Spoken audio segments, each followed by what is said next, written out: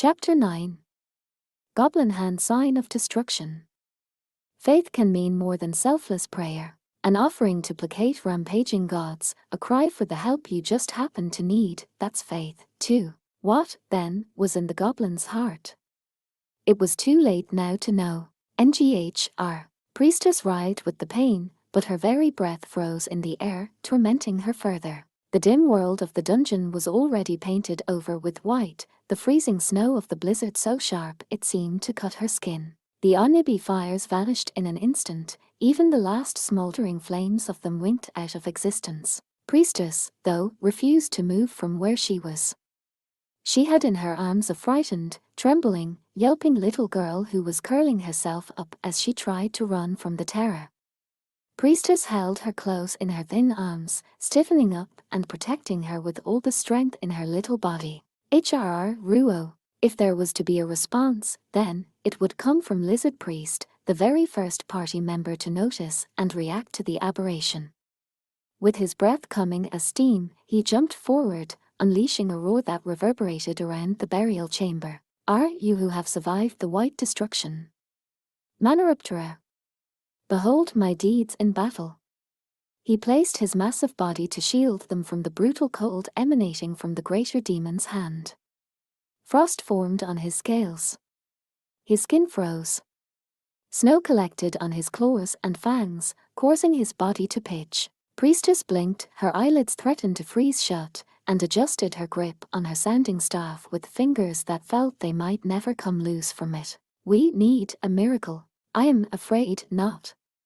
Lizard Priest looked toward Priestess, his usual lecturing tone undiminished. I, as it happens, can no longer use mine. Yes, be it magic or miracles, such feats demand a certain amount of strength to twist the very warp and weft of the world around one. Lizardmen were not built for the cold to begin with. Now Lizard Priest's eyes were nearly closed, as if sleepy, betraying how near he was to the end of his endurance. Thus, it would not do for Priestess to use the last of her precious miracles here and now. The young woman bit her lip and swallowed any objection. Scararlai. Lizard Priest's intervention, though, did little to turn the tide. They were still in real danger of complete destruction. Dwarf Shaman was shouting, and High Elf Archer was hugging herself, calling a warning. Guys, this is bad. There was no time even to acknowledge her. Goblin Slayer was on the move, blocking the sleet and hail with the round shield on his arm or letting it bounce off his helmet. He made a beeline. You are alive. I am, at least, not dead yet. Then, pointing his sword at the hand of the greater demon that was causing this snowstorm, Goblin Slayer supported Lizard Priest as if carrying him on his back. Goblin Slayer just managed to hold up the great weight of that body and work his way backward. It was too late now to advance at a run. He didn't have the equipment necessary to deal with the frozen floor. My thanks, Lizard Priest said, to which the only answer was, it was nothing, after which Goblin Slayer looked around behind his helmet. Make a wall, now. A wall, he says. Dwarf Shaman replied, his beard crunching as he moved. You mean the snow? The dwarf slammed a palm down on the snow piled on the ground. He was just visible in High Elf Archer's peripheral vision as she started running. For an elf, connected to nature as they were, a bit of ice was no real obstacle. This way, quick, right? Priestess crawled along, supporting herself with her staff and covering the princess with her body. The cleric, too, was clearly at her limit. Her skin was pale and bloodless, and her sweet lips were turning purple. Her teeth chattered ceaselessly. High Elf Archer had scant protection from the cold herself. Even so, she shielded the girls as best she could with her small body as they retreated. Her long ears were shaking. Oakbolg, hurry up. Why yes, it had only been 20 or 30 seconds, just a single turn. But to the adventurers, it seemed to take forever to collect themselves. The sight of them all huddling behind the stubby dwarf was almost comical. Ice Princess Atali, now, I call you, give this hero a dance, like the blowing flakes of snow through the air prance. At this moment of crisis, though, his craggy form looked as sturdy as a cliffside. The snow sprites he directed with spirit wall danced around the adventurers. Before the party's eyes, the blowing, piling snow became a wall to protect them. Fight snow with snow. It could even block out the cold. A simple snow cave. How about it? It'll have to do. Priestess touched Lizard Priest's freezing body. He was panting hard by now, and made a quick decision. She was no healer, but as a cleric of the Earth Mother, she knew a thing or two. Give me a healing, no, a stamina potion. All right. Goblin Slayer pulled 2 bottles from his bag and tossed them to Priestess. You and that girl should each drink as well. Got it? Priestess scrabbled at the stopper with stiff fingers. She doused a cloth from her item pouch with the contents and pressed it to Lizard Priest's mouth. His consciousness was fading, and trying to pour a potion down his throat might have choked him. Priestess watched Lizard Priest suckle at the cloth, and meanwhile, she drank from one of the half-frozen potions herself. It burned as it went down her throat, and then she let out a breath of relief as she felt a heat in her stomach. Beard Cutter, Long Ears, you drink something, too. Dwarf Shaman, who was taking a gulp of wine as if to say his work here was done now that the spell was active, tossed his bottle to the others. Goblin Slayer caught it and poured some of the wine through his visor. Then he passed it to High Elf Archer. Drink. It will warm you. If you don't move, you will die. You know I'm not good with this stuff. But I guess this isn't the time to complain.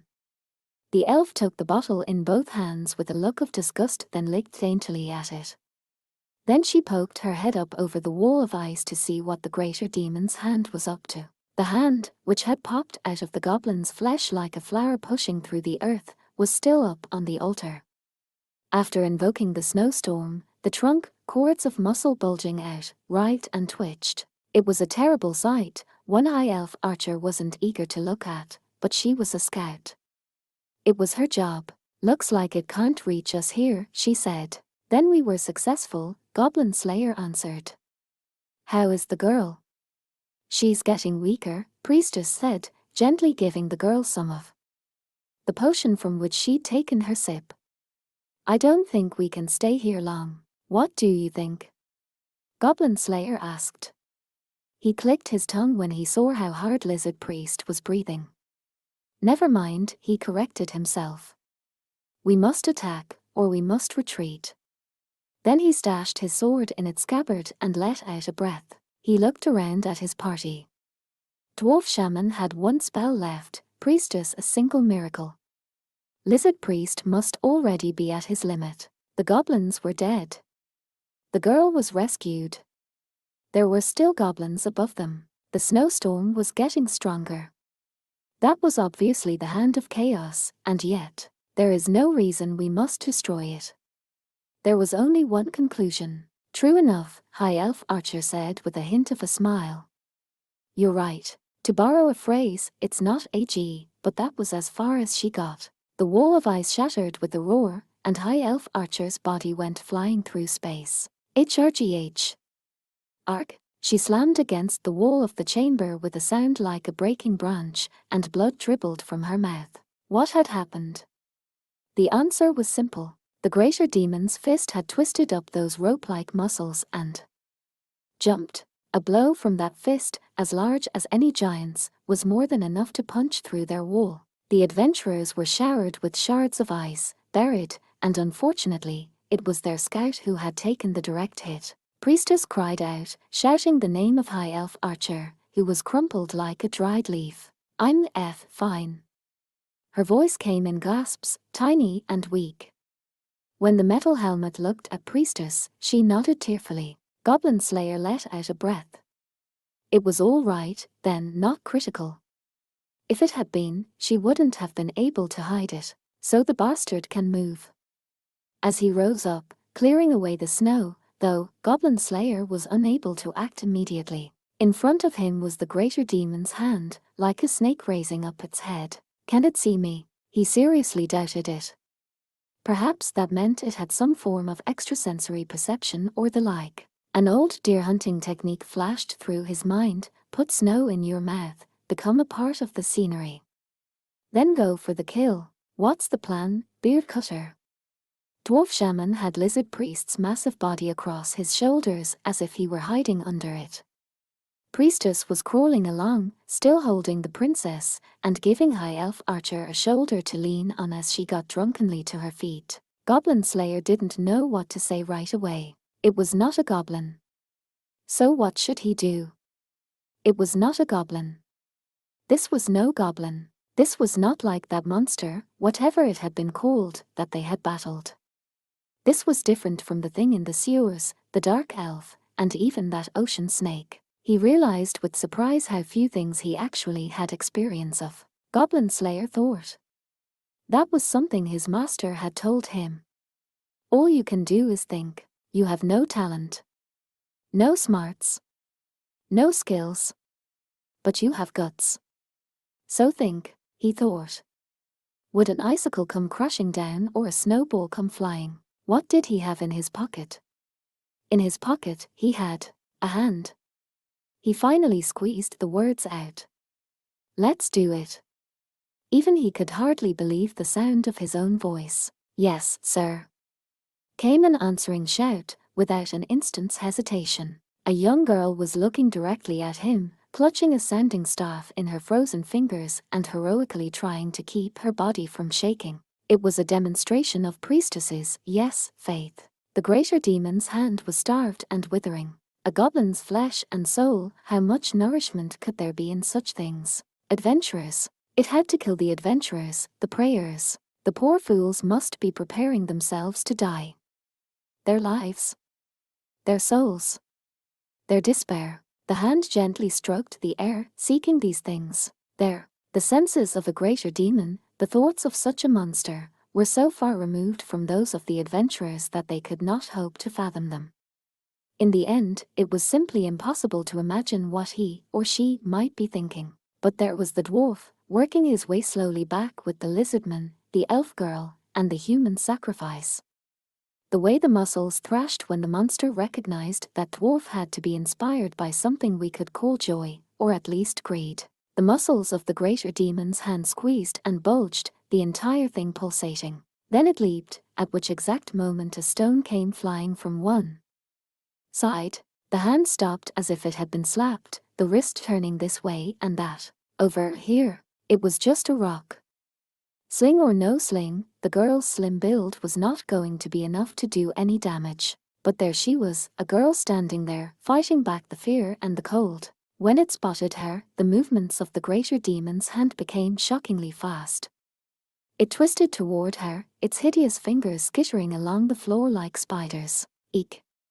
Priestess exclaimed at the terror of it. It was moving fast, probably too fast for her to deal with. It would catch her, clasp her, twist and break her, squeeze and choke her. Her flesh and bones would be reduced to mush, her innards to a bloody soup. She would be utterly shattered before she was even dead. As if I would let you. Priestess never shut her eyes as the hand closed in on her. And then the instant before it grabbed her, the arm was thrown sideways. Was it because of the icy floor? No. Magic, then? No. Some call it Medes oil. Others, petroleum. It's gasoline. There was an adventurer with a cheap-looking metal helmet, grimy leather armor, a round shield tied to his arm, and a sword of a strange length at his hip. Even a beginner would have better equipment than this man, who now threw a small bottle on the floor. A viscous black substance ran across the ground. The monster couldn't keep its footing, or was that handing, slipping and struggling. Goblin Slayer, sir, fire. We can't, it's too cold, he said sharply. Fall back and go. Yes, sir. Priestess ran as gingerly as she could, taking care not to slip on the ice as she made for a corner of the room. Goblin Slayer moved to cover her retreat, reaching into his item bag. Never leave home without it, eh? He whispered the words Priestess spoke so often, and pulled out a grappling hook. He sent it flying toward the hand scrabbling along the ice and oil. He felt it set with a bite, surely not enough to cause pain, but when he pulled it taut, the gigantic arm went sliding on the gasoline, slipping around. This would help make up in some small way the great gulf in their strength and weight. It was not enough to turn the battle in Goblin Slayer's favor, obviously, so he had to be careful what he did. Come. He gave the rope a jerk as if directing a cow that refused to listen to him.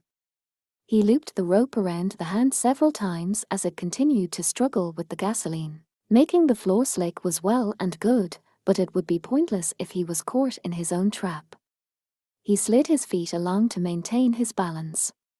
He dropped his hips, put his strength into his legs. If he survived this, he would have to put cleats on his boots, or perhaps cover them in fur. The enemy, however, was not about to simply let Goblin Slayer have his way. The greater demon's hand twisted its wrist powerfully, as if swatting an especially annoying fly. Rawr! Goblin Slayer was lifted into the air. A moment later, he slammed into the wall of the chamber like a toy on a string being wielded by a careless child. HRGH! He heard his armor crack, but he didn't let go of the rope. He dropped to the ground, slapping the floor just before the impact to soften the fall. He was all right. Nothing hurt enough to be broken. Goblin Slayer, Sir Goblin Slayer. Priestess, heading deeper into the room, turned back and let out a cry as if she might burst. There is no problem. With a click of his tongue, Goblin Slayer stood up. Yes, I can still do it. It's dangerous, but possible. He was still in better condition than after the beating that whatever it was had given him beneath the ruins. Perhaps that had been a higher-level monster than he had realized. Then again, it was always possible that his own level had increased. Whatever. The point is, the difference between his power and mine is not absolute. He snorted, finding his own thought comical, then supported himself unsteadily. How are you doing over there? Gee, good. Priestess said, quickly turning back toward her own objective. I'm almost there. When Priestess reached the double doors resting at the far side of the burial chamber, she pulled out an item. The blue ribbon. The thing Sword Maiden had given him, and he had given her just now. Priestess tied the ribbon around one hand and pushed on the door. When she did so, lo and behold, a blue light began to glow beside the door, and a row of symbols carved itself in the air. It was a mysterious light, once lost. Priestess bit her lip as it shone upon her. I knew it, Priestess thought, recalling Sword Maiden's words. She put a hand to her small chest. This is the key to this place. Priestess quickly ran her slim fingers over the keyboard. It was all right. She could do this. Anytime. I see. Goblin Slayer pulled on the rope with all the strength he had left. There was an answering snatch. As the hand grasped at the floor, fighting not to move. It was a tug-of-war for an instant. HRN. Unexpectedly, the hand went limp, and Goblin Slayer took a tumble. The greater demon's hand, which had ceased to resist him, worked its fingers even as it slid toward him. Eek. Priestess let out an involuntary cry. She felt like the burial chamber was suddenly several degrees colder. Magical energy swirled around the greater demon's palm, the air creaking. Another blizzard. Priestess's past battles flashed through her mind like an inspiration. The gigantic ogre, the upraised arm, the swirling magic, conflagration. And him, standing with his back to her. Before, she had used up everything, hadn't been able to move. But now, Goblin Slayer, sir. Orkbolg, a sufficiently advanced skill is indistinguishable from magic. Like high elf archers' archery. She lifted one leg up to support her bow, off to the left, drawing the string with her teeth. It was bizarre and yet beautiful. And as for the arrow she had read it, O sickle wings of Velociraptor, rip and tear, fly and hunt. Lizard Priest used the modicum of strength he had regained to invoke Sword Claw. What is this great destruction of yours? If you wish to make corpses of us, bring forth the fiery stone fallen from heaven, and do it that way. The flame of his life force, once guttering, had begun to burn a bit more brightly. The help for this last vestige of his consciousness, which he could not otherwise have maintained, did not come from his ancestors. Because, of course, he was not alone. Dancing flame, salamander's fame.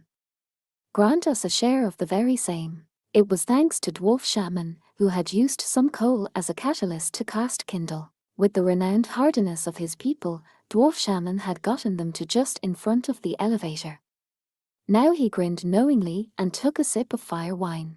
Do it, long ears. Rar. A very UN elf-like bellow filled the room, and there was a flash of light. Dragon fangs, her companion's fangs, slammed into the greater demon's hand. It was not, of course, enough to cause serious pain.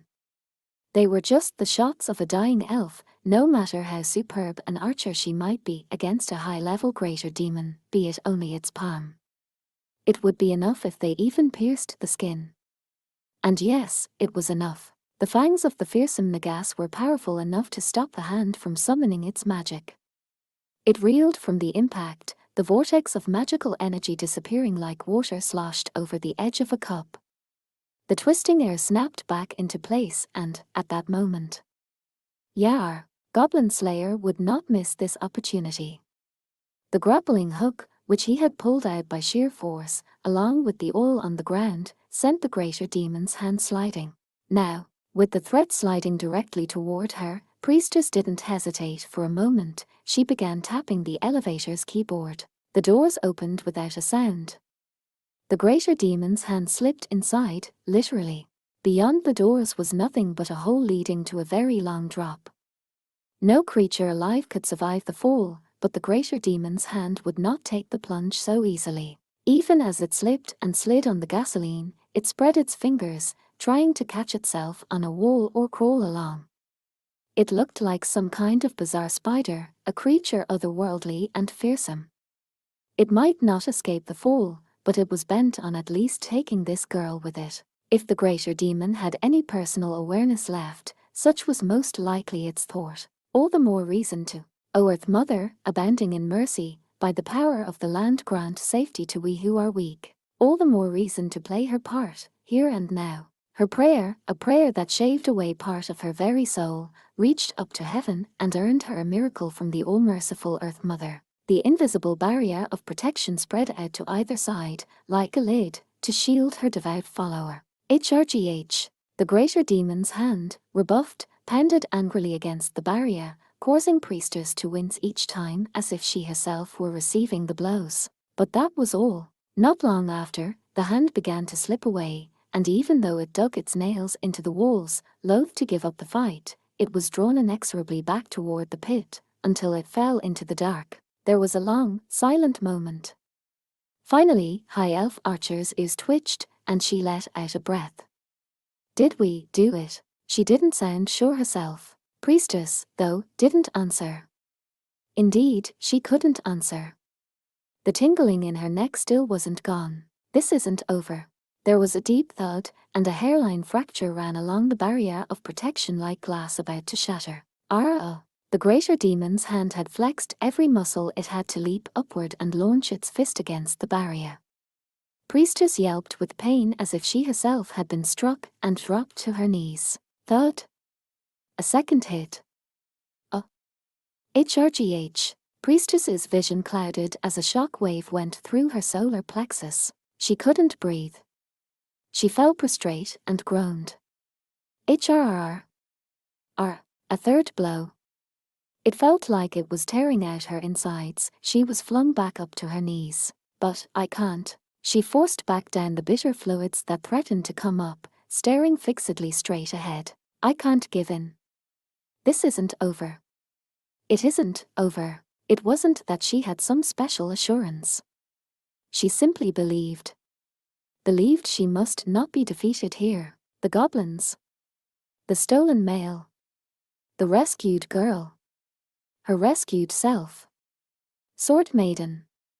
Her friends. The thought swirled in her mind.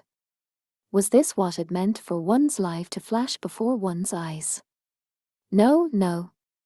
This was no time to be getting lost in memories. Goblin Slayer, sir.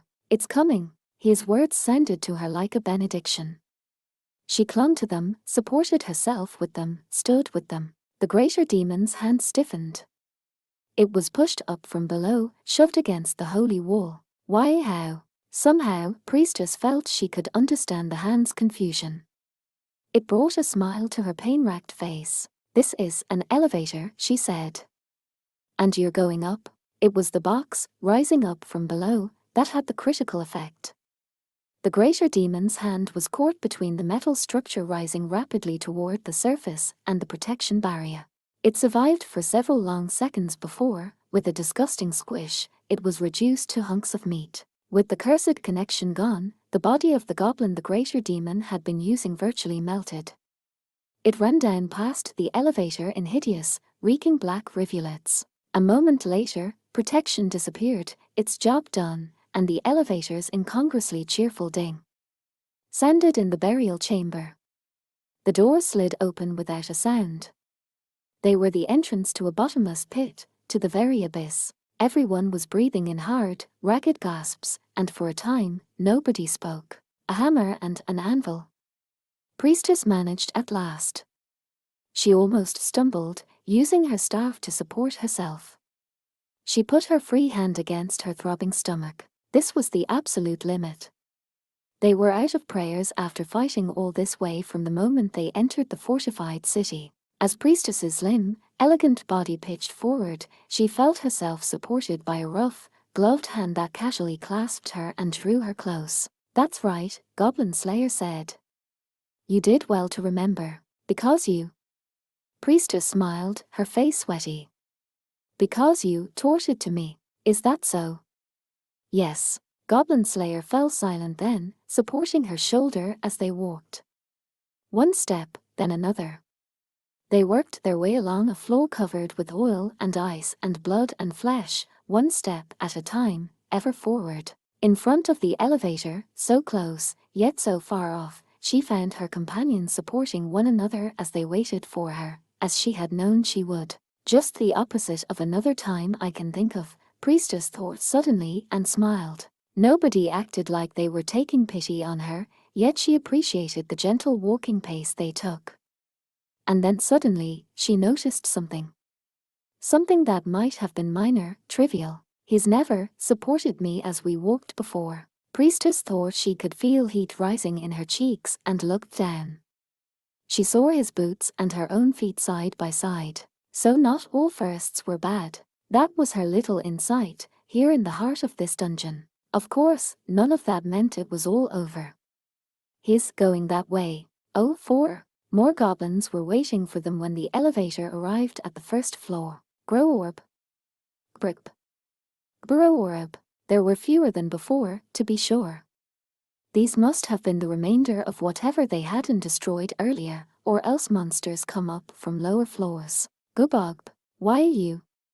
Priestess swung her staff as hard as she could, keeping the goblins with their hideous expressions at bay. High Elf Archer loosed arrows non-stop, but compared with her normal shooting, her movements looked as dull and slow as a porcelain's.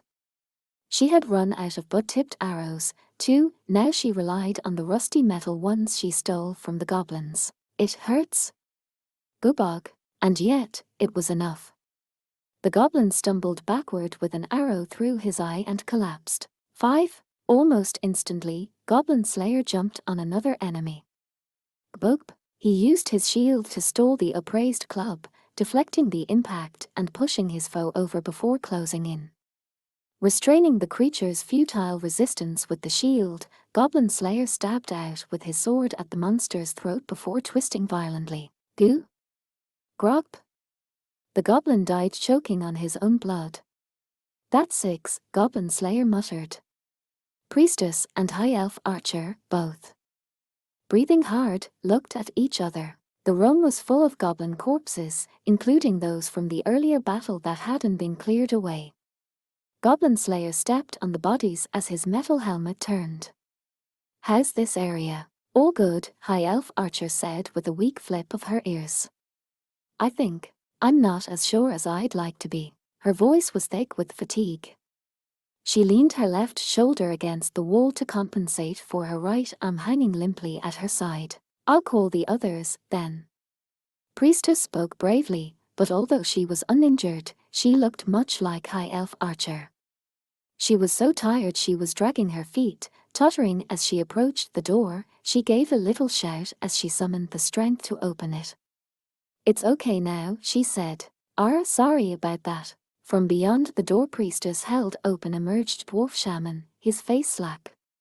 He had lizard priest's massive body across his shoulders, along with the much smaller form of the princess. Many apologies. If I could only make my body work a little more.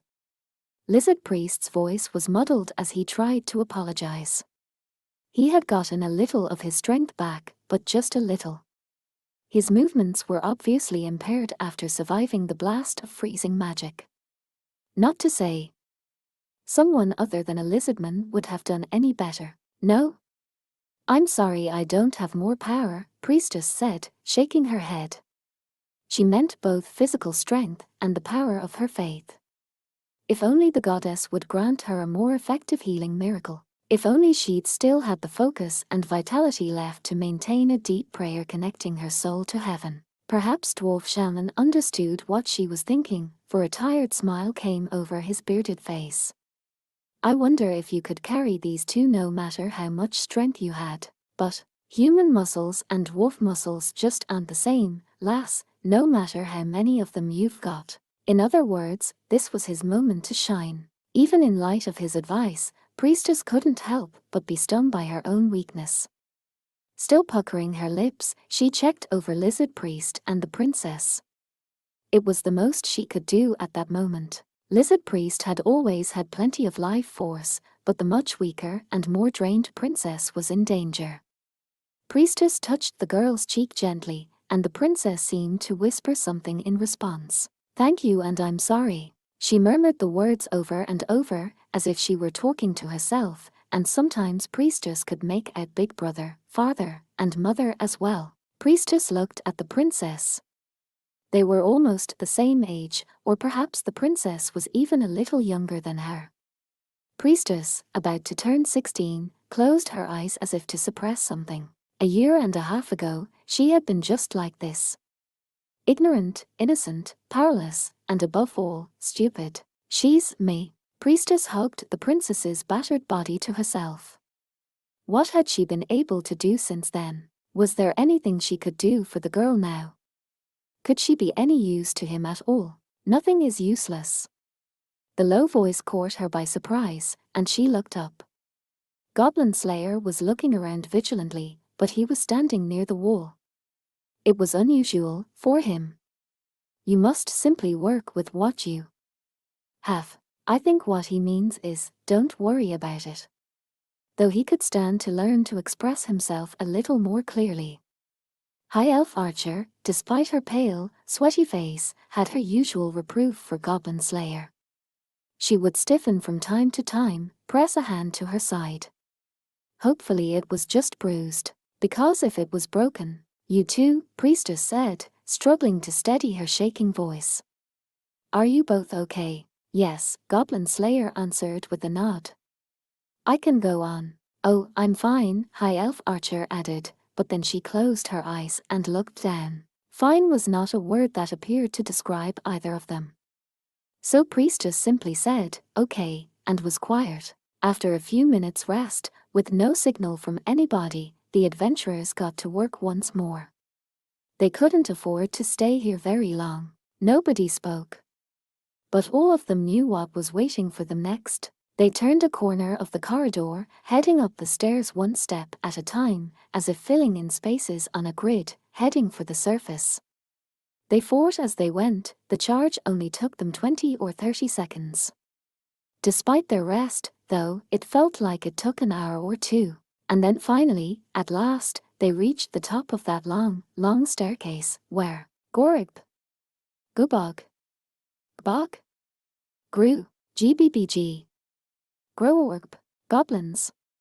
Priestess shrugged, her face a mixture of fear, resignation, and readiness. The courtyard in front of the dungeon was filled with greenskins. They smirked at Priestess and High Elf Archer, obviously imagining how they were going to bring low the women and the other adventurers. They held weapons of every kind. How many were there? 20, 30, 40, 50. Welp, that's par for the course, Dwarf Shaman said without much enthusiasm. We weren't very subtle about how we dealt with that crater. Demon's hand. Otherwise, we might have gotten out of here unnoticed. It's the opposite of normal, High Elf Archer said with a dry laugh. She had the same expression on her face as when they had been swarmed by goblins in the sewers. It looks like we're the ones who are going to get slain. Dungeons for a dragon, tunnels for a troll, and an abyss for adventurers. Hehehe. This makes good sense, Lizard Priest said and got up from Dwarf Shaman's back unsteadily. You in one piece, Scaly. When I meet my death, it shall certainly be on my feet, Lizard Priest replied. He made a wild gesture with his jaws, baring his fangs. It must have meant he was ready for anything. Indeed, lizardmen were always ready for anything. His people always saw it as a good day to die. So have we any plan, my Lord Goblin Slayer? He sounded downright pleased, his eyes spun in his head. During all this, the goblins were advancing on them step by step. It was clear they had no intention of launching a sudden charge. They were enjoying the sight of the adventurers drawing back toward the dungeon entrance. It was an absolute pleasure seeing them in the goblins' accustomed place, looking this way and that. It was a balm to the heart, seeing those who normally hunted them reduced to such pitiful circumstances. All the more reason this was the perfect chance to teach them a lesson, to hurt them, impregnate them, eat them. Those women didn't look very meaty. They would die quickly. That or enjoy them while they lasted. No, they could be enjoyed dead as well as alive. Just wring their necks and have fun with them after that. Wait, bury them up to their necks and see who can send their heads flying the farthest with the swipe of an axe. That would be fun. Gubbog. Grew. GRBB. Groworp. The goblins drew closer, the hideous smiles still on their faces. Goblin Slayer didn't say anything. Goblin Slayer, sir. Priestess slid closer to him, looking up at his helmet. She felt she should say something at this moment. But she didn't know. What? There were too many thoughts, too many things she wanted to say. It was all she could do to push back the feeling that it was all going to overflow. So finally, she just looked up at that helmet with wavering eyes. It was a cheap-looking thing of metal. It was impossible to see the expression hidden behind the visor, but the nation will not act in this matter, nor will the army. Right. Goblin Slayer sought his footing, his attention never lapsing. He checked the width of the dungeon entrance, sank into a deep stance, and readied his weapon. He had found a place where the goblins would be unable to use their numbers to their advantage. He intended to meet them head-on. He had not given up. Presumably, they don't even wish to be informed that a family member was kidnapped by goblins, he said, and his helmet moved ever so slightly. His gaze turned toward the princess. Right. Priestess gave another small nod. There was a clicking sound. It came from her sending staff. Her hands were trembling. She gripped it tighter, but the sound didn't go away. Her teeth were chattering, too. Goblin Slayer, sir. As foolish as it seemed, she felt she had to do it. She reached out her small hand toward his rough, gloved one, almost as if clinging to him. He didn't push her hand away. Instead, still looking at the goblins, he said, "This is goblin slaying." The goblins were coming. High Elf Archer readied the very last of her arrows. The goblins were coming. Dwarf Shaman gently set the princess down and drew his axe. The goblins were coming. Lizard Priest spread wide his hands and tail, striking an imposing stance. The goblins were coming. Priestess bit her lip and stood fast, her sounding staff held in one shaking hand. The goblins were coming. The adventurer, the one in the cheap-looking metal helmet and grimy leather armor, with a round shield strapped to his arm and a sword of a strange length at his hip, said, "But if not." The goblins were. Lord of Judgment, Sword Prince, Scale Bearer, show here your power. The goblins were blown every which way. Gorup, GBB. A rock, a purple flash of electricity. The air boiled as the blade of judgment swept down from above upon the goblins, sweeping them away. The sky, which had been enveloped in dark clouds, suddenly shone like midday, a thunder drake growling overhead. It was almost no sound, just enough to make their ears tingle. True divine majesty. What? Well, now, High Elf Archer could only gawk, while Dwarf Shaman gave a bit of an exasperated sigh. I see the hammer and the anvil, Lizard Priest said with a shake of his head.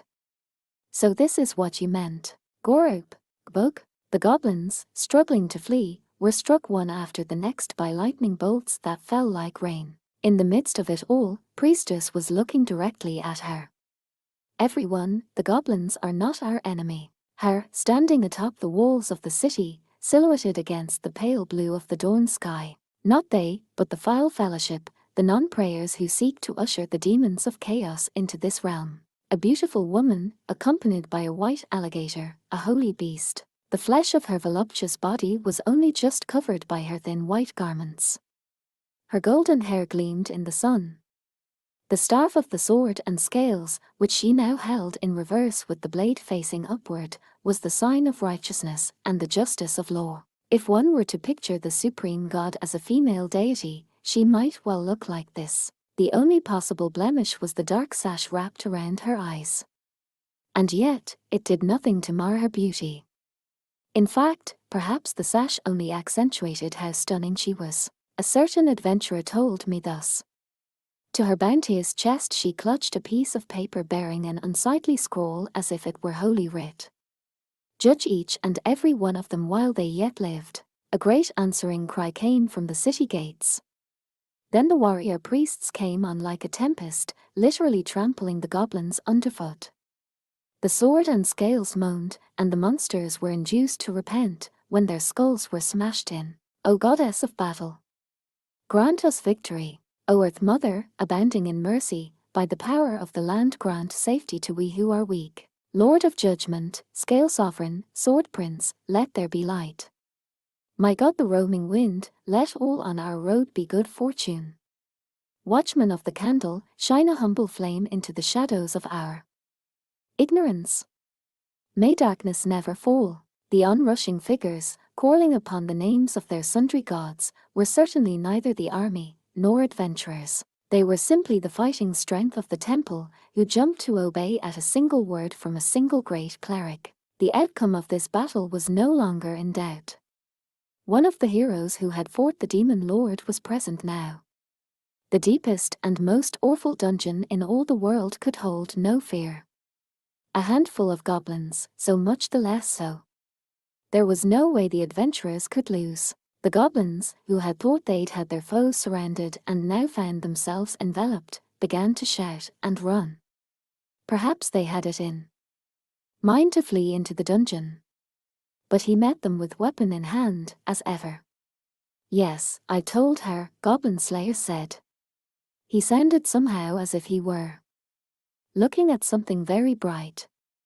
But the rest was up to her. Oh, Priestess blinked. She was sure, now, that she could see it. She shouldn't have been able to see it, yet there was. The sword and scales held up by Sword Maiden were trembling. Her lips were moving ever so slightly, her teeth striking against one another time and again. The reason she was leaning on that alligator was because she didn't have the strength to hold herself up. But there she was, with the morning sun at her back, its color mingling with the gold of her hair. She truly looked like a goddess. Weak with fear, hardly able to stand, terror tinging her expression, and yet, she confronted the goblins. Priestess realized that Sword Maiden's unseeing eyes were focused directly on him. That was the answer, that was the reason. Priestess noticed that her hand was still clinging to his and blushed. She made to disentangle her fingers, hesitated, brushed his hand softly and, finally, pulled hers away. She was humiliated, pathetic, pitiful, and yet, I want to be a source of strength to him. That day, she stored up the smallest of prayers in her heart. One day, she swore, she would be